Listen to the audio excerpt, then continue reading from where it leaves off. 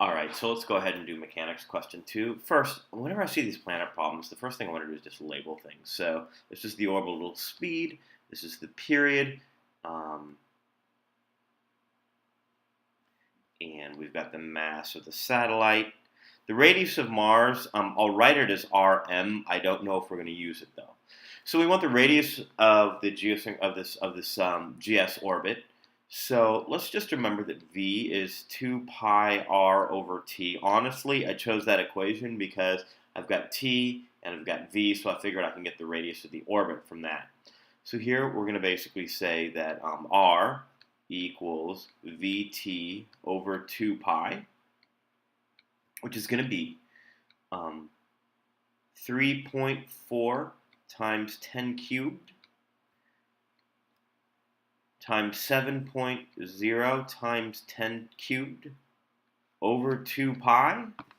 When we work that out, that is going to give us, let's see, 3.4 times 7 divided 2. All right, that gives us 3.8 times 10 to the 6th meters. Now, it says calculate the mass of Mars. So let's see. Whenever I want to do that, honestly, I think about Kepler's third law. So let's just see.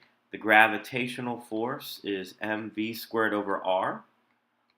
It might be easier, but let's just see. So we have g, mass of Mars, mass of the satellite, over the radius, or the distance squared, equals mass of the satellite, v of the satellite squared over r. The satellite mass cancels. One of these r's cancels. So it looks like we actually might be able to get the mass of Mars as v squared times the orbital radius that we solved for, divided by g. Let me make sure I got all that in there. R, v squared, g. Yeah, okay. So that's going to mean I will take 3.4 times 10 cubed squared, that's v, times 3.8 times 10 to the 6th, divided by g, which is 6.67, times 10 to the negative 11. So I didn't even need to use Kepler's third law to get this mass. So I'll just write mass of Mars is, and just to be clear, so 3.4 times 10 cubed squared times 3.8 times 10 to the 6th divided by 6.67 times 10 to the negative 11th gives me 6.6. I'll just say 6.59 times 10 to the 23rd kilograms for the mass of Mars. All right, now let's go ahead and get the total mechanical energy of the orbit. So to do that, let's just be clear, that's going to be 1/2 mass of the satellite v squared plus negative g mass of Mars, mass of the satellite divided by its distance. And let's just do one little calculation here. I want to take the gravitational force law. Negative g mass of Mars, so g mass of Mars, mass of the satellite over its distance squared equals mv squared over r. I'll cancel one of these, and I'm going to multiply both sides by 1/2. So that's going to give me a total energy when I take this and add it here. That's going to give me an energy of negative 1/2 g mass of Mars, mass of the satellite, divided by r. So working that out, that's going to be negative 1/2 times 6.67 times 10 to the negative 11th times this mass of Mars that I solved for, which is 6.6 times 10 to the 23rd, times the mass of the satellite, which I have as 930,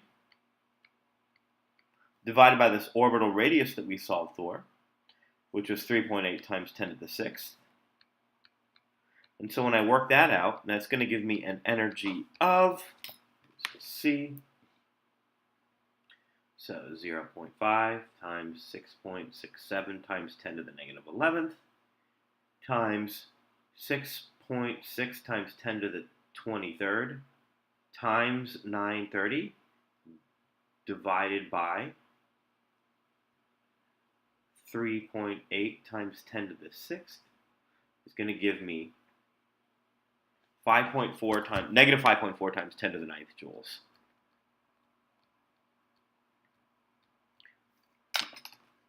Next, part D, we want to know if the satellite was placed in a circular orbit closer, would the period be greater or lesser? So let's just figure this out. Let's use Kepler's third law. So r cubed over t squared equals r cubed over t squared.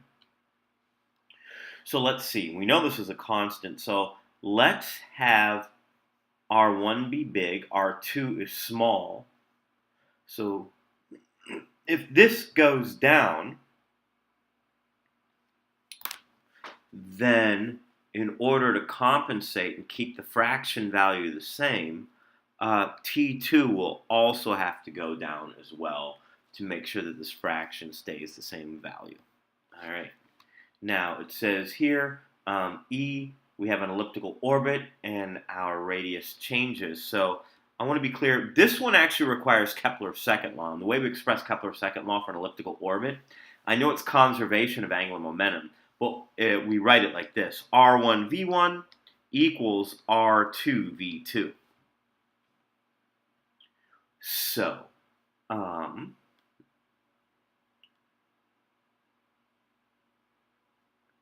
closest approach is this. So that's R1. We'll call that R closest.